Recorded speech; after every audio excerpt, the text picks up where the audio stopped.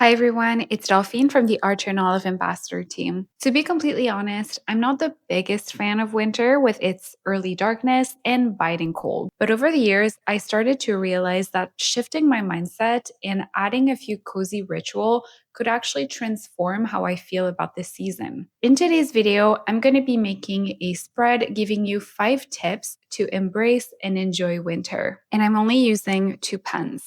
So bundle up and let's get going. As I'm sketching my spread, I'm going to tell you about my first tip, which is to create an environment that you actually want to be in during those dark evenings. My home environment used to be cooler toned with harsh overhead lights, which didn't really make my space inviting and cozy.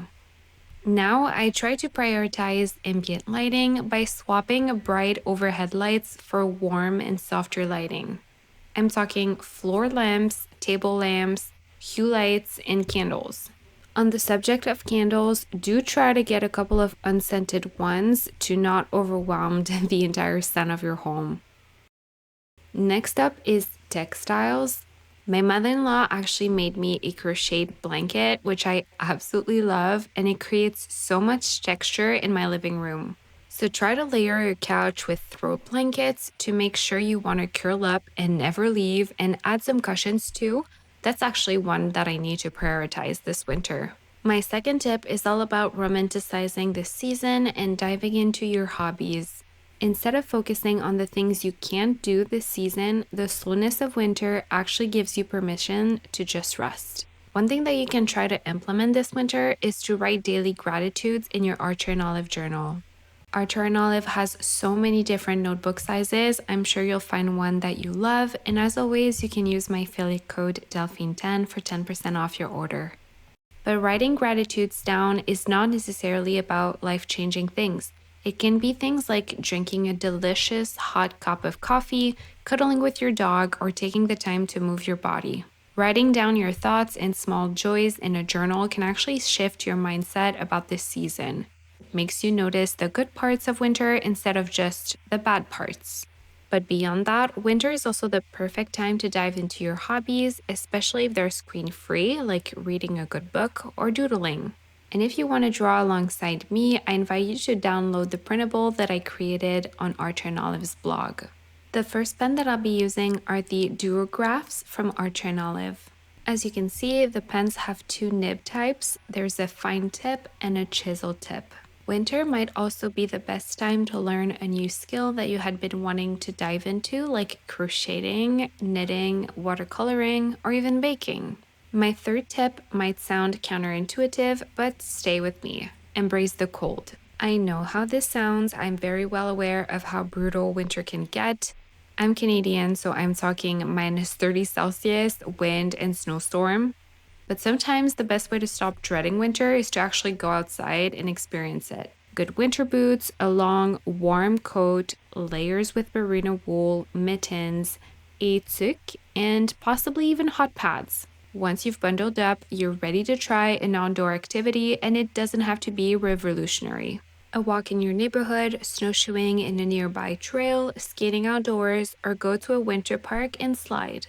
And listen, being outdoors gives you the best excuse for hot chocolate afterwards. But there are some days when it gets really cold and you just want to stay indoors. This leads me to my fourth tip: get creative with indoor activities. Invite friends or family over and switch things up by trying one of the following activities. Host a book club by picking a book for your group to read, make some snacks, and have meaningful discussions. Go to an escape room to solve solutions as a group. If your friends and you are into crafts, you could take a class together or host a YouTube watch party. Pick a craft tutorial like crocheting or painting and follow along together. If you're looking for an easier meal for hosting, look no further than a fondue night. Set up a fondue pot, get some bread, veggies, wine, meats, or tofu, and trust me, you'll be at the table for the longest time. Finally, my last suggestion is a classic game night. Board games or card games are great for social evenings. And finally, my fifth tip is to plan a cottage weekend. Some of my favorite winter memories involve going to a cottage for a weekend. Picture this: board games by the fire, snowshoeing around a frozen lake, and then coming in with rosy cheeks for hot chocolate and homemade cookies. The goal here is to get away from your regular routine and fully immerse yourself in winter. I highly recommend planning a little escape with your loved ones. It's just the best. Now that my doodling is done, I'm going to take the chiseled tip of my duograph pen and write tips to enjoy. And taking my calligraph, which is the second pen that I'm using, I'm going to take the bigger side of the calligraph to write winter. To finish the spread, I'm going to take the smaller tip this time and actually write a title for each of the doodle section. I'm not going for a calligraphy style here, but I'm just lightly pressing on the calligraph to fit with the sketchy look of the spread. Once I was done, I realized that there was some empty space in the Embrace the Cold section, so I decided to add a toque. I think most Canadians pronounce it toque, but I'm sorry, this is a French word, so I have to say it with my French accent. Anyways, I'm adding a couple of additional details, and that's pretty much it. Thank you so much for watching this video. I really hope that you enjoyed all of the little winter doodles that I created. Let us know in the comments what are your favorite tips to enjoy and embrace winter. See you in the next video. Bye.